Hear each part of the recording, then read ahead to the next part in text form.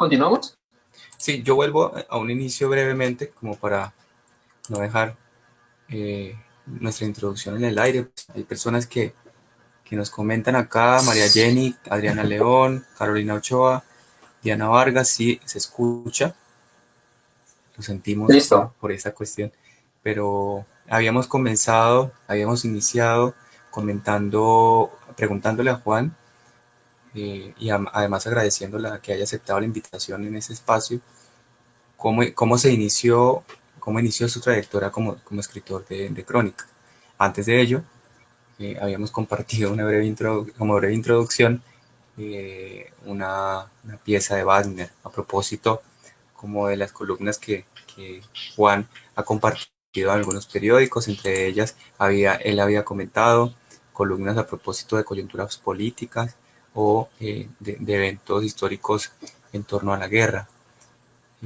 Yo agregaba, para hacer un contexto de lo que estábamos conversando, que la librería Expresión Viva está a disposición de las personas que les interese por estos días recibir asesorías, hacer uso del servicio que tenemos acá, que es una librería que se encarga de asesorar bibliográficamente como experiencia lectora a las personas que están buscando libros que leer, ¿no?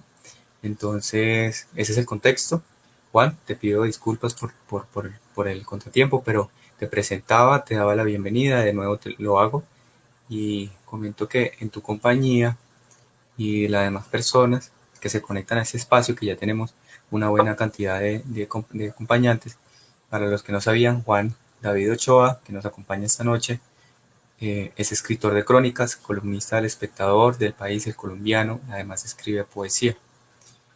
Entonces me gustaría que pudiéramos volver a esta idea de cómo inicia tu trayectoria como escritor de columnas en periódicos nacionales, por favor. Vale. Bueno, eso fue más o menos en 2010. Yo en esa época ya estaba participando en algunos medios locales. La revista Clave, por ejemplo, que es una revista de poesía y de literatura pues conocida localmente en Cali, es la revista del Festival Internacional de Poesía. También había hecho algunas publicaciones en la revista Arquitrabe con una connotación un poco más nacional, también estrictamente pues, de poesía. Digamos que yo vengo de ese género, yo vengo del género de la poesía, que es un género que ahora le agradezco mucho, porque es el género en el que uno aprende a sintetizar, a tener una gran conciencia del ritmo, una conciencia permanente del ritmo. Es lo que uso permanentemente en las columnas, aunque sean estrictamente políticas. Pero bueno, los inicios fueron en medios locales, en medios nacionales, pero digamos, con una esencia estrictamente literaria. Que estaba contando una anécdota más o menos en el 2010, a raíz de una visita en el cementerio central. Escribo una crónica sobre esa visita. Para los que han conocido el cementerio central en Bogotá o los que han escuchado del cementerio, pues saben que es un lugar en el que están todos los muertos simbólicos de la historia. Están los muertos de la Unión Patriótica, están los expresidentes. Hay una línea de expresidentes que inicia está la estatua de Santander y después de Luis Carlos Galán, etcétera. Los expresidentes. Hay otro espacio en el que está Carlos Pizarro. Hay otro espacio en el que está Álvaro Gómez. Así que ese momento, a raíz de esa visita en el cementerio central y todos los lazos y las relaciones que uno puede hacer entre los muertos, que sintetizan la historia de nosotros, una historia marcada por la violencia y por el dolor y por los magnicidios y por el exterminio. Escribo una crónica sobre esa visita. Esa crónica llega al Espectador y fue en el 2013, cuando después de unos envíos cíclicos al periódico, pues ya tengo una fecha pues específica, que son todos los sábados, y digamos que esa es mi columna principal, la columna del Espectador. En el País, pues soy colaborador recurrente, no tengo una columna fija como si la tengo en el Espectador. En el País son colaboraciones que dependen de la coyuntura o de ciertas invitaciones que me hacen. Y en el colombiano no han sido columnas, sino colaboraciones sobre análisis políticos de distintas coyunturas. Eso sí es mucho más esporádico, pero en El Espectador pues sí es una columna fija y responde a temas estrictamente políticos. Comentaba también hace poco que cuando se da la coyuntura o el ciclo, digamos, del cumplimiento de un aniversario, como por ejemplo el aniversario de los 100 años de la Revolución Rusa, pues aprovecho esos temas que responden más digamos, a temas más universales y escribo crónicas sobre esos temas porque son los temas que a mí me atraen. Es el género en el que más cómodo me siento porque es el género en el que no puede combinar la poesía con lo político y con el ensayo. Entonces es un género en el que uno puede hacer un equilibrio que para el que venga de poesía como yo, pues es muy cómodo, es casi un juego. Obviamente hay que ser muy estricto, hay que responder mucho al respeto con el lector, pero es el género que yo más aprecio y que, bueno, sobre eso vamos a hablar también en el transcurso de la entrevista. Pero básicamente ese es mi trabajo como columnista en El Espectador. De acuerdo, hay una actividad que también desarrollas, entiendo, y es con el complejo penitenciario de Jamundí. Cuando me comentaste de ello, a mí me resultó muy interesante. ¿Es posible que nos cuentes brevemente de qué se trata o cómo estás vinculado al complejo penitenciario Sí, de claro, Jamundí? claro, no es estrictamente es con el complejo penitenciario de Jamundí, Cojam, pero es también hacia los otros centros penitenciarios, hacia Villahermosa, el CRM, Comando Central Militar, Comando de Reclusión Militar en el batallón, donde están los internos oficiales del ejército condenados por distintos pues, delitos, pero eso responde a una a un trabajo que tengo con la Secretaría de Cultura año tras año, en el que visito las cárceles, doy talleres de escritura con ellos, con los internos, en las distintas cárceles, Villahermosa, Cojami, el CRM, para permitir que ellos puedan participar en el concurso de poesía inédita que año tras año pues, se hace en Cali. Eso año tras año pues se ha ido convirtiendo en una vocación, en un interés muy grande de mi parte. eh, los visito cuando puedo, cuando se da la coyuntura, a través de los permisos, etcétera, pero más allá de ir a darles un taller, también siento que es un trabajo humano, especialmente comento el caso del CRM, el Centro de Reclusión Militar. Los que han leído las columnas que escribo saben que tengo una posición, pues, digamos, fuerte en contra del uribismo y lo que representa esta política. Así que a muchas personas les parecería extraño que visite al CRM y me reúna con precisamente oficiales del ejército que han estado involucrados en delitos que precisamente responden a este tipo de políticas, pero ha sido todo lo contrario. Siento que también hace parte del trabajo que uno tiene que hacer en el postconflicto, entender de dónde han partido y dónde han surgido ese tipo de crímenes y delitos y a qué responden, cuáles son las estructuras, las macro, las medianas, las pequeñas responsabilidades, entenderlos a cada uno de ellos en sus responsabilidades, en su día a día de conciencia sobre su vida, sobre sus hechos y, por supuesto, la fe que tengo yo en el resarcimiento de cada uno de los que están cumpliendo una pena. Entonces, justamente pues esa visita a esas cárceles responde a ese trabajo, pero pues cada tanto tiempo y cada año se ha convertido en una vocación de mi parte. También los he visitado para donarles parte de mi biblioteca. Muchos de ellos pues son lectores voraces, al poco tiempo no tienen nada que leer porque ya lo han leído todo, entonces siento que también puedo hacer algo con los libros que ya he leído y que no voy a leer. Y también los visito para donarles pues parte de mi biblioteca y ha sido un trabajo pues que responde también a muchas vocaciones y a muchas coyunturas. De acuerdo, no, ese trabajo, como te comentaba, que desarrollas con esos complejos penitenciarios me parece muy interesante. Y, y bueno, gracias por comentar tu experiencia y tu acercamiento. Esta noche el hilo conductor de nuestro encuentro, además de las preguntas y comentarios de los espectadores y las espectadoras, será cómo elaborar una columna periodística, como como habíamos presentado el evento, ¿no? Formalmente, ese encuentro. ¿Y qué función tiene la crónica, ¿no? ¿Qué función nacional, si lo podemos pensar de esa manera? En ese sentido, te pregunto, Juan, ¿tienes algún decálogo o alguna guía que nos pueda ilustrar en este tipo de escritura? ¿Cómo lo haces tú? ¿Cómo inicias? ¿Te organizas para escribir lo que escribes? Bueno, si uno tiene que decir algo, pues primero quiero empezar diciendo que en literatura, como en la vida, no hay axiomas, no hay leyes.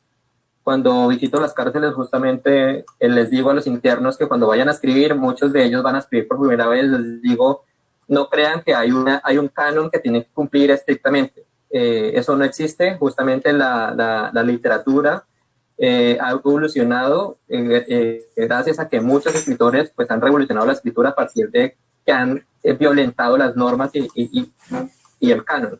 Por ejemplo, Rimbaud, siempre les digo el caso de Rimbaud. Arthur Rimbaud, el escritor francés, el poeta francés, pues crea todo un movimiento que es el simbolismo, pero pues era un niño que empezó a escribir a los 8 años y a los 19 años había escrito ya prácticamente su obra entera, una obra maestra. Es un caso, pues, sui generis en la historia de la literatura, pero que responde justamente a eso, a que no cumplió el canon de la literatura y creó un movimiento que hasta ahora pues no sigue influyendo.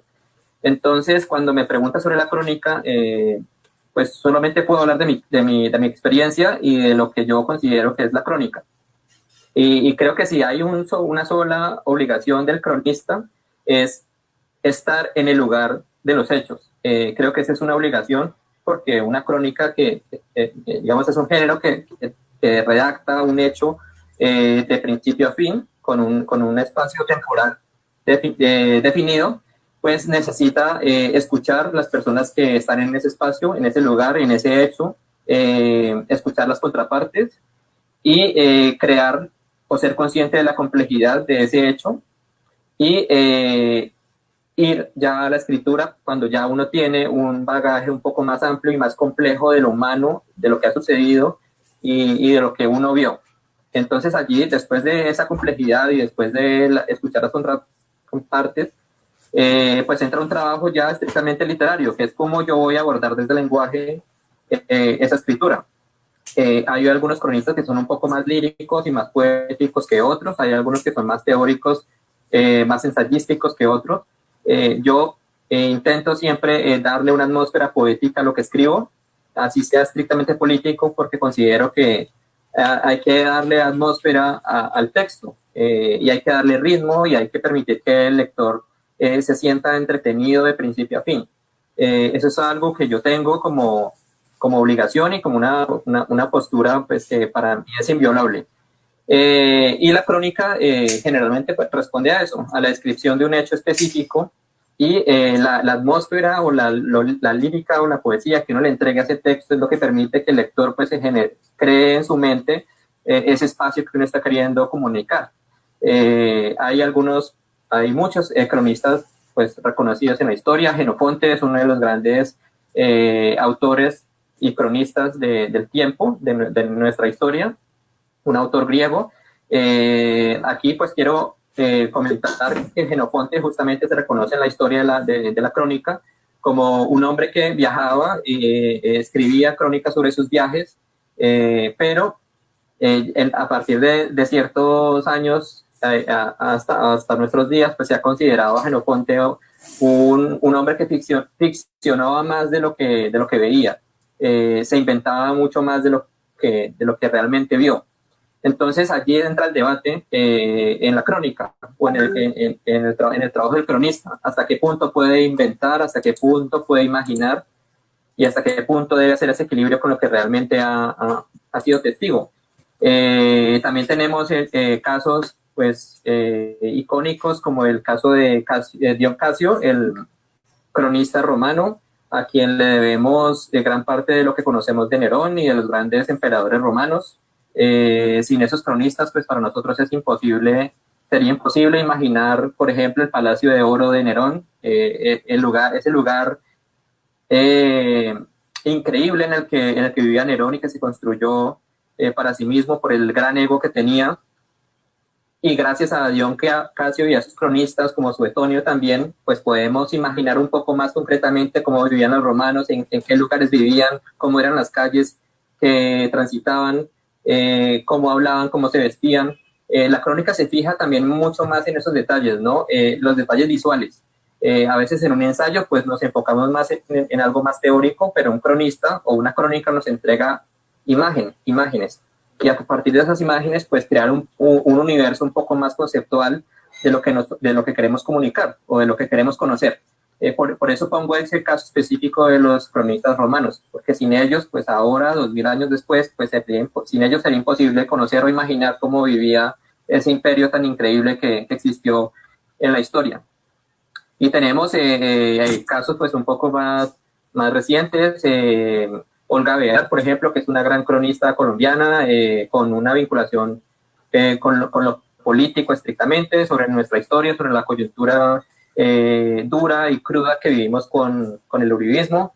Y bueno, hay cronistas, por eso, y repito, hay cronistas de todos los perfiles, de muchos enfoques, pero pues mi trabajo generalmente mi gusto siempre está en ese tono lírico que le permite tanto a mí como escritor pues divertirme, entregarle al lector un poco más de imágenes y al lector pues hacerse una idea mucho más visual de lo que quiere conocer. Juan, ¿podrías explicarnos a qué te refieres con tono lírico? O específicamente con El lirismo. tono, el tono lírico es sencillamente el tono poético que uno quiere darle a un texto. Y les quiero contar una anécdota que me sucedió también en una columna del Espectador. Son errores de los que uno aprende también. Recuerdo que en el paro de los camioneros, estábamos en la época de Santos, era una columna que respondía a temas muy crudos sobre las necesidades de los camioneros, sobre lo que ellos estaban viviendo. Y quise darle un tono poético a un tema que necesitaba un poco más de argumentación. Ese tono poético se lo di a esa columna, la columna la envié. Yo sabía que el tono estaba un poco elevado. Cuando me refiero al tono, me refiero pues a esa fuerza o a ese enfoque poético que uno le entrega a un texto. Y pues justamente cuando salió la columna, mucha gente escribió que no entendía nada, que como así, que era de los camioneros, pero estaba hablando de las montañas, etcétera. Esos son los momentos en los que uno, como escritor, yo que estoy tanto en lo político como en la crónica y en la poesía, pues uno tiene que aprender también a ajustarse un poco más en los tonos. Eso no quiere decir que después de eso no haya querido vincular la poesía con lo político, sino que uno tiene que saber muy bien en qué momento hacerlo, qué temas lo permiten mejor. Por ejemplo, los falsos positivos no permite un tono poético. Es un tema tan actual que necesita de tanta argumentación para permitir que se conozca un poco más de investigación, necesita un poco más de investigación, de datos, de personajes que están detrás de esos crímenes sistemáticos. Entonces uno tiene que darle un tono mucho más investigativo, mucho más riguroso y dejar a un lado el juego, dejar a un lado, no quitarlo del todo, pero sí disminuirlo un poco. Entonces, para responderte a tu pregunta, hay temas que requieren un poco más, lo pueden soportar un poco más un tono poético. Cuando me hablas de preguntas sobre lo lírico, me refiero a eso, al tono poético que uno puede darle o que uno le entrega un texto. Muchas gracias. Acá hay algunos comentarios que te voy a compartir. Unos abrazos grandes de María Jenny Cabrera, de Marcela Ramírez. Es una de las fascinantes facetas tuyas a partir de esos talleres en los establecimientos penitenciarios, Juan. Y María Alejandra Gutiérrez tiene una pregunta muy interesante. Dice: hola Juan, qué interesante respuesta sobre la crónica. Me pregunto, ¿podemos pensar en Diógenes Laercio como un cronista de personas? Sí, claro que sí. Diógenes Laercio es justamente uno de los personajes icónicos en la historia de la crónica. justamente fue uno de los cronistas e historiadores que conoció algunos de los personajes de la época y también tenía unas referencias muy cercanas de testigos presenciales de filósofos de esa Grecia antigua. Y lo que hace Diógenes Laercio es yo creo que podríamos hablar incluso de que es uno de los iniciadores del género que también se conoce ahora como perfil. Diógenes Laercio es uno de los primeros escritores que escribe personajes históricos reconocidos a través de una redacción, una descripción un poco más detallada de su personalidad, de sus movimientos, de sus gestos, de sus pensamientos y de sus ideas. Así que Diógenes Laercio es perfectamente un cronista y también un gran escritor de perfiles. Muchas gracias, Juan. Muy, muy interesante esa pregunta de María Alejandra. Yo con todo esto que hemos venido hablando, que me resulta muy, muy interesante también, excelente el encuentro, me surge una inquietud. ¿Cómo ves el panorama periodístico en Colombia, Juan? Y más concretamente, si es posible, ¿cómo ves el panorama periodístico en la región, en nuestra región? Bueno, hay personalidades que están surgiendo, que las hemos conocido hace poco, ya habían estado trabajando mucho en la sombra y que están apareciendo ahora entregando unos resultados y unas investigaciones y unos textos muy valiosos. Por ejemplo, hace una hora apenas se lanzó el libro de Diana López Zuleta. Diana López Zuleta en estos momentos es una de las investigadoras más importantes que tiene el país, muy joven, lanzó hace poco su libro con Daniel Coronel, Lo que no borró el desierto. Sí. Es la historia de el asesinato de su padre a manos de uno de los criminales más grandes y recientes que hemos tenido nosotros y que hemos tenido que padecer a través de toda la corrupción en los departamentos en los que el nihilismo y la anarquía campea. Estamos hablando de Kiko Gómez, un hombre muy peligroso que estuvo burlándose de la justicia, ostentando el poder en La Guajira, y que gracias a esta mujer, a Diana López Zuleta, con su investigación rigurosa, yendo a los juzgados e investigando quién era, cuáles eran sus vínculos, gracias a su trabajo, Kiko Gómez fue condenado. Así que, bueno, es una mujer que apenas está saliendo, está dándose a conocer, pero ha venido trabajando desde hace mucho tiempo. En el medio periodístico era ya reconocida. Así que podemos citar este ejemplo como uno de los ejemplos más pues, vitales y importantes en estos momentos. A nivel nacional, pues yo creo que este país, a pesar de todas sus dolencias y a pesar de toda la impunidad que podamos soportar, también hay un trabajo muy fuerte desde periodismo que se ha enfrentado también a esas grandes injusticias y a esas grandes realidades supremamente peligrosas y a esa gran impunidad. Entonces, podemos citar mucho. Cecilia Orozco, que es una columnista a quien leo con mucho interés, porque es muy rigurosa, entrega siempre unos datos y datos, cifras, nombres. Es una investigadora muy pues, rigurosa. Juan Antonio Caballero, que toda la vida ha estado al frente y frenteando todos los dramas de este país de los años 80, los 90, que fueron tan crudos, y aún sigue entregándonos grandes columnas y grandes opiniones. Podemos citar a muchos ejemplos, pero creo que Colombia, si algo tiene fuerte, si algo tiene sólido, es su trabajo periodístico. Que eso se demore al llegar a los estrados judiciales es otra cosa, pero lo que haces en Colombia en periodismo es muy interesante, muy importante. Diana Salinas, por ejemplo, ahora, cuando me preguntas de temas de casos locales, pues Diana Salinas también es una de las investigadoras que también viene haciendo un trabajo muy sólido, fuerte, riguroso, y que también está dando también resultados que van poco a poco dándose, pero el periodismo está dando todo el trabajo que se necesita y que todos necesitamos pues en este país de tantos problemas y de tanta impunidad.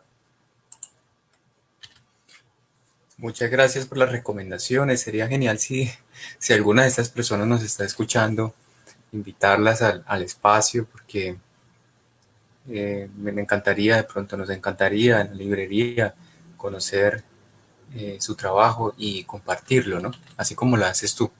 Juan, yo veo que en los temas que tú abordas, al menos con frecuencia en tus columnas periodísticas, esos temas están relacionados sobre todo con la guerra, la literatura, la historia, un poco lo que hemos venido hablando, ¿no? ¿Cómo, llega, ¿Cómo llegas tú a precisar qué es eso lo que te mueve para escribir? Y en ese sentido, ¿qué tipo de lector te consideras? Bueno, yo siempre he estado, bueno, a mí lo que más me interesa es la historia. Si yo tengo que o definirme con un título, pues digamos que la historia es lo que más me interesa. Entonces, si uno revisa la historia o si uno lee la historia, pues lo que primero se encuentra es que la historia justamente ha sido movilizada por guerras, por batallas importantes o por revoluciones. Entonces, esos movimientos, este fenómeno de la humanidad que es la guerra, sigue siendo un enigma para nosotros, es cruel, es aberrante, pero también permite que las sociedades evolucionen, que tomen conciencia. Alemania, por ejemplo, tiene en estos momentos, para hablar de este tema un poco más aterrizado, pues Alemania tiene en estos momentos un ejército minoritario muy controlado, precisamente por lo que vivieron. Tiene en estos momentos una mujer increíble como Angela Merkel, que tiene una conciencia de ese pasado y de la guerra y de lo que vivieron con los nazis. Tiene una concepción de lo político supremamente estructurada, aunque pertenezca a una ala de derecha en la política que para nosotros pues, no tiene nada que ver con lo que nosotros aquí conocemos como la derecha, es otro tipo de derecha, con otro tipo de connotaciones, pero si me preguntas por qué me interesa la guerra, es porque en la guerra están todos los problemas humanos. En la Segunda Guerra Mundial, que duró 6 años, de 39 al 45, sucedió todo. Uno puede leer o presenciar pues, en documentales o en libros o en crónicas una gran cantidad de hechos humanos que sucedieron en 6 años, solamente 6 años. Uno de esos hechos, por ejemplo, que a veces uno deja a un lado porque lo principal a veces es la invasión en Normandía, o las batallas importantes como la de Stalingrado, pero hay hechos muy interesantes como por ejemplo el surgimiento de Alan Turing con la máquina de Turing, que podemos decir en estos momentos que fue uno de los inicios del Internet. Con esa máquina de Turing y con ese invento de Alan Turing que tuvieron los ingleses, que aprovecharon los ingleses con esta mente brillante, con esta invención pudieron ellos identificar los códigos de comunicación de los submarinos nazis. Y gracias a esa creación de esa máquina y gracias a ese trabajo con la identificación de los códigos y esa evolución tecnológica, empezó a crearse el universo tecnológico y en la nube que conocemos hoy como Internet. Por supuesto que de eso aquí pues hay un gran salto de una evolución, pero ese es uno de los inicios. Y eso no hubiera sucedido y prácticamente podemos decir que no tendríamos Internet si no hubiera existido la Segunda Guerra Mundial. Entonces, las guerras siempre responden a una gran cantidad de hechos y también en su interior también hay una gran cantidad de anécdotas y de movilizaciones que permiten que la humanidad se termine de hundir o le permita evolucionar de muchas formas. Entonces, por eso la guerra me interesa, el concepto de la guerra, propiamente pues en Colombia, pues la historia de este país con la creación del paramilitarismo y el surgimiento de las guerrillas, pues responde también a una gran cantidad de hechos que uno debe conocer muy bien y que le permiten a uno a tener una dimensión mucho más grande de lo político y tener un análisis un poco más riguroso de las mentiras que los políticos siempre nos están echando en cara y con la que tanto se burlan de un país que no tiene conciencia histórica. Muchas gracias por ilustrarnos en ese sentido. ¿Cómo llegas a motivarte? ¿Qué te motiva? Pero hay una pregunta extra que a propósito de qué tipo de lector eres.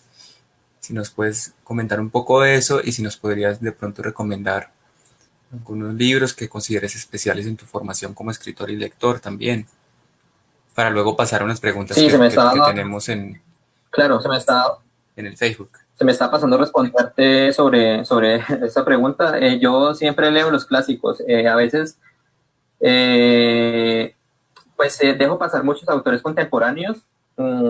Pues trato siempre de saber cuáles son los libros que están en estos momentos en boga, pero siempre vuelvo a los clásicos. Eso sí, es una tendencia que no cambio y que siempre está en lo que siempre escojo. Yo soy, como pues repito, un lector de clásicos. Digamos, si tengo que citar uno de los autores que más me atraen siempre es Dostoyevsky. Dostoyevsky es un autor que tiene bueno, unas grandes profundidades humanas en sus personajes. Sus diálogos son supremamente bueno, filosóficos. También responden y llegan intentan llegar a ese misterio de lo humano, de lo estrictamente humano, de dónde salen nuestras complejidades, las ambigüedades, las contradicciones. Los hermanos Karamazov, por ejemplo, o Crimen y Castigo, cuando a Raskolnikov lo pone a divagar sobre las guerras en la historia para justificar un crimen personal. Y sobre este crimen personal, y para justificarse y darse moral, intenta hacer toda una explicación teórica sobre las influencias de Napoleón Bonaparte en Europa y sobre lo inevitable de causar muertos a partir de una idea suprema. O sea, Dostoyevsky nos entrega lo que nosotros a veces no queremos ver por ser políticamente correctos. Entonces, ese tipo de autores me interesa muchísimo. Los clásicos siempre van a lo humano, a las profundidades de lo humano. Shakespeare es uno de mis autores preferidos. Macbeth, hay líneas de Macbeth que son poesía muy elevada, muy humana, siempre está vigente. Shakespeare y Dostoyevsky nunca van a desaparecer porque siempre nos están hablando a nosotros como humanidad. Eh, Te respondo con esos autores y tengo que citarte algunos. Así está, yo creo que está muy bien y además que comparto tu gusto por estos escritores. Yo te voy a transmitir algunas preguntas que tienes en el Facebook.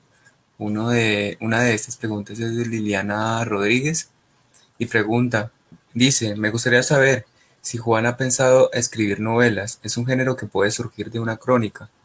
Un gran abrazo para Juan. Bueno, muy interesante la pregunta. Siempre la he tenido. Creo que, bueno, creo la novela es un género también especial. Es un género que necesita una estructura. Esa estructura necesita también de un gran equilibrio entre lo literario. Yo siempre creo que he sido un escritor de corto aliento. Creo que me defiendo mejor en textos de corto aliento, en poesía, en ensayos, en columnas, en crónicas. Creo que para la novela se necesita también, es un género completamente distinto, pero pues, digamos que no me considero un escritor de largo aliento. Las novelas contemporáneas que he leído también responden, digamos, la respuesta que puedo dar también responde a otro tipo de explicaciones, ¿no? Como por ejemplo las imposiciones que hacen ahora las editoriales sobre ciertos lineamientos que se deben cumplir o cierto número de páginas que se deben cumplir. Hay todo pues un sistema que también parte de las editoriales. No me estoy justificando para decir que no lo escribo por eso, simplemente es un género que me interesa muchísimo al leerlo, pero en la escritura creo que me defiendo mejor en otro tipo de géneros con los que más estoy familiarizado. Muchas gracias. María Alejandra Gutiérrez también hace una pregunta y es, el tema también está presente. Me parece que a propósito de eso no lo está diciendo ella. Yo creo que es lo que quiere decir, que el tema de la guerra también está presente con otros matices en su poemario Polvo de Imperios. Y pregunta, ¿cuál es la relación entre esta obra, Polvo de Imperios, y tu trabajo periodístico, Juan? Está muy ligada. Yo pues el trabajo periodístico, pues de investigación también en distintos hechos históricos, pues me ha llevado a conocer un poco más a profundidad ciertos personajes de la historia muy complejos. Los personajes que más me interesan son los personajes complejos, los que no nos dan una sola faceta de su virtuosismo, sino es también su oscuridad. Por ejemplo, Robespierre. Robespierre, que fue una de las figuras principales de la Revolución Francesa, al que le llamaban el incorruptible por tener pues una moral muy estricta, un hombre muy riguroso también en su trabajo revolucionario previo a la revolución, pero cuando llega la revolución y cuando estalla la revolución se convierte en el principal, el que envía prácticamente a media Francia a la guillotina. O sea, termina siendo un genocida como pocos. Es un hombre con muchas facetas, con muchos rostros, con una complejidad humana muy grande y con Polvo de Imperios lo que hice fue seleccionar a varios personajes que me interesaban por su complejidad y pues lo que hice fue intentar describirlos poéticamente. O sea, Robespierre citarlo en algunos de los poemas, en esa ambigüedad de su mente y de su espíritu. También Dostoyevsky, que también era un hombre como escritor y ya en su vida personal muy complejo, un hombre que sufría epilepsia, un hombre que era ludópata, que se gastaba todo su dinero en los casinos, que le pedía a su esposa dinero y se lo gastaba, que escribe una novela como El Jugador, porque necesitaba dinero, le pide a un editor que le dé dinero anticipado y el editor le dice, bueno, escribe una novela, le doy un plazo de tantos meses y escribe una novela de lo que mejor conocía, que era su ludopatía. Dostoyevsky también está citado en Polvo de Imperios, en Nietzsche, que es uno de los filósofos también más complejos, es una dinamita en la historia de la filosofía. Polvo de Imperios responde a mi interés a mi interés en la historia y a las figuras principales de la historia por su complejidad. Napoleón Bonaparte, por supuesto, que también está allí. Muchas gracias, Juan. Esa sería entonces mi última pregunta y por lo que veo, pues no hay otras en el chat de Facebook.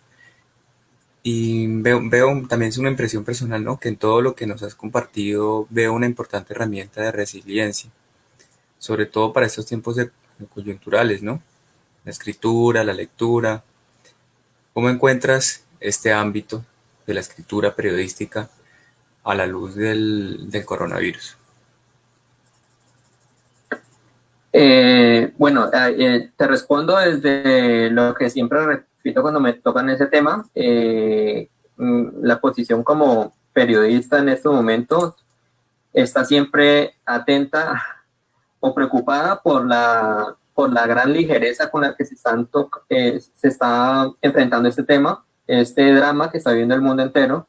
Y lo que más me aterra es justamente la ligereza con la que se tratan las noticias, con las que se leen noticias, con las que la gente cae en mentiras por WhatsApp, en difusión de fake news, en políticos terribles como Bolsonaro, como Donald Trump, como Iván Duque, que están enfrentando una de las tragedias más grandes de la historia reciente con una ineptitud sin antecedentes. Creo que esta crisis les llegó a este mundo con líderes completamente ineptos. Están llevando al mundo mucho más a la catástrofe y la gente también está ayudando, mucha gente también está ayudando a esa catástrofe, difundiendo mentiras, cayendo en fake news, haciendo uso erróneo de las tecnologías. Mucha gente sabe que no debe creer en lo que le llega por WhatsApp, en lo que ve por YouTube, pero lo siguen replicando. Me parece una gran catástrofe lo que está sucediendo en ese sentido y como periodista tengo que responderte a tu pregunta desde esa óptica. Comprendo. Bueno, muchas gracias por compartir tus impresiones personales. Hay otra pregunta de Irma Alfonso. ¿Este diálogo quedará disponible para verlo nuevamente o solamente es en vivo? En efecto, quedará disponible en la página de Expresión Viva, en el Facebook de Expresión Viva y en nuestro canal de YouTube. Ustedes buscan en YouTube Expresión Viva y ahí estará este programa completo. Bueno, Juan, así es, muy bueno y muchas gracias a todas las personas que se conectaron. Seguiremos informando en nuestras redes sociales a las próximas personas que invitaremos en Trazando el Valle. Mil gracias, Juan, por acompañarnos. Ha sido un placer y esperamos que nos podamos volver a encontrar. Les comento que a propósito del espacio de Trazando el Valle, en la librería tenemos una sesión exclusiva pues dedicada a la escritura de crónicas. Le llamamos Crónica Nacional para la divulgación a nivel regional y la Crónica Internacional, escritores y escritoras que no son de la región. Entonces está bastante bien curada ese género, ¿no? Acá en la librería, para las personas interesadas. Siendo así, un saludo muy especial desde la librería Expresión Viva. Y antes de irnos, por favor recuerden que estamos en San Antonio, en la calle 2 con 1028, que tenemos domicilios activos, no nos hemos detenido, tenemos envíos nacionales también y todo un equipo a disposición para las personas que estén interesadas, los lectores, las lectoras. Hacemos esto con un gran énfasis en compartir lo que nos gusta también. Entonces, Juan, te invitamos de pronto a compartir tus redes sociales. Si alguien quiere compartirte o preguntarte, hacerte otras preguntas, ¿cómo lo puede hacer? ¿Cuáles son tus redes sociales? Y si quieren leerte, ¿dónde te pueden leer? Bueno, Jonathan, primero, gracias por la invitación, muy chévere el conversatorio. Estaré aquí cuando quieras. Y bueno, no, las columnas y los textos generalmente los comparto en Facebook, que Twitter casi no lo muevo, nunca he podido adaptarme bien a esa red. Facebook es en la que más estoy activo y los artículos los escribo los publico semanalmente allí. Entonces, los que quieran leerlo pueden pasarte por allí también en mi muro en Facebook. Bueno, entonces muchísimas gracias, Juan, muchísimas gracias a todos que nos acompañaron. Volveremos con Trazando el Valle. Alejandra Lerma también te manda abrazos. Alejandra, esperamos tenerte por acá pronto en este espacio. Muy buenas noches para todos y para todas. Hasta pronto. Hugo, gracias. Hasta luego. Chao, Jonathan. Chao, chao. Gracias.